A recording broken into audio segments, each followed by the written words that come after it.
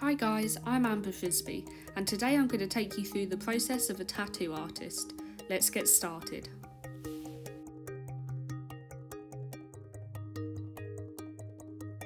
Now we're going to begin with one of the fundamentals of tattooing, concept design. I'll start with a simple shape and then slowly and gradually build up to the final image. This enables great depth of detail and really realistic imagery if that's what you're going for. Alternatively, you could go for a more simple design. Once you're happy with your final concept and have made a stencil, you can start tattooing. As always, we're going to start by washing our hands thoroughly and ensuring that we've sterilised the surface area we're going to be using for our tattooing. Then it's time to glove up. Now we thoroughly wash and shave the area that's going to be tattooed for a smooth and clean surface. Now apply the stencil. For setup, we begin by firstly placing an ink pot on the surface. We use Vaseline to hold it in place.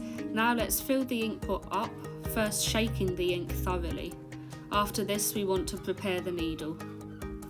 I personally like to tie my needle to a lollipop stick using grip tape.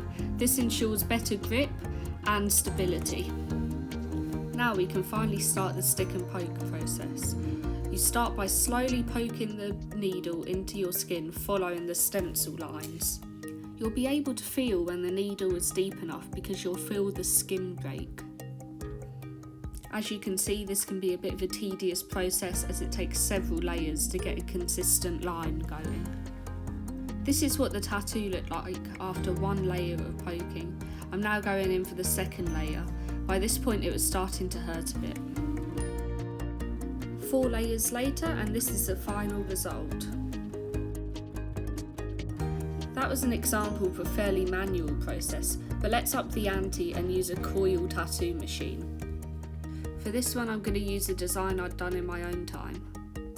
Just as before, we're going to start by washing our hands, cleaning the surface area and putting on gloves. Now I apply the stencil. I cover the stencil in a thin layer of Vaseline. This is to prevent the ink from spreading once I start tattooing.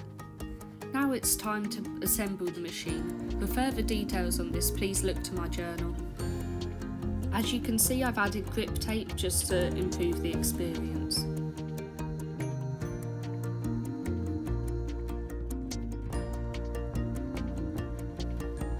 Now I plug the machine and the foot pedal into the power supply. Now the tattooing can begin. By applying pressure to the foot pedal, the needle will go up and down. Now all you have to do is trace the stencil. Once you have gone over the outline of the stencil, it's time to clean the tattoo. This is a lot easier to do with 2 hands. After this, you can then see if any areas need touch-ups. This was the final result. I will have to go back and improve it once it is healed. However, my skin started to swell and so I had to stop tattooing. Now, a big part of being a tattoo artist is how you convey yourself online. With this in mind, I'm going to show you how I like to edit my photos before posting. I take my photos to Adobe Lightroom. From here, I instantly increase the contrast to make the black against the skin pop.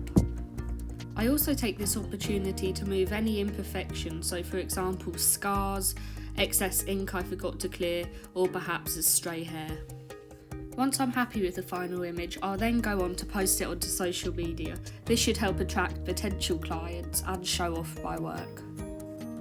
That's all for today. If you enjoyed this video, please give me a like, or if you're an examiner, give me a good grade. Thank you.